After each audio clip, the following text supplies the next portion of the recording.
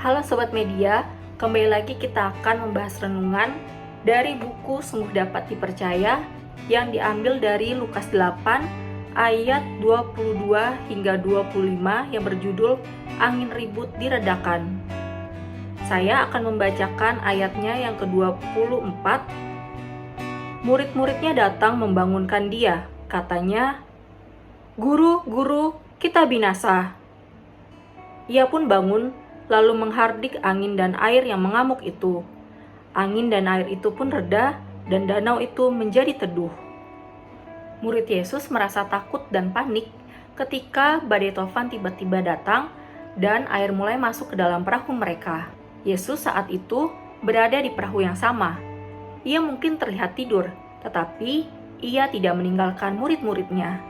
Kadang, hidup kita itu seperti perahu yang ada di tengah badai. Kita mempunyai tugas yang menumpuk, kita merasa masa depan kita terlihat tidak jelas, ada luka hati juga yang mungkin belum bisa sembuh, dan itu semuanya terasa sangat kacau.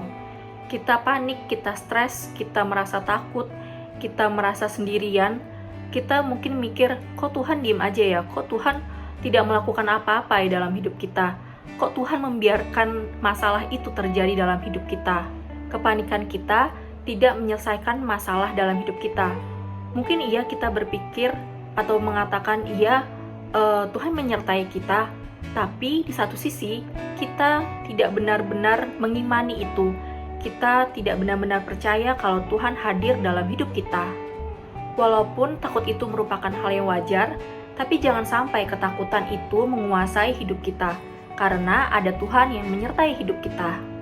Tuhan gak selalu langsung menenangkan badai dalam hidup kita. Tuhan peduli, tapi Tuhan ingin kita berproses. Tuhan mengizinkan permasalahan itu datang dan terjadi dalam hidup kita.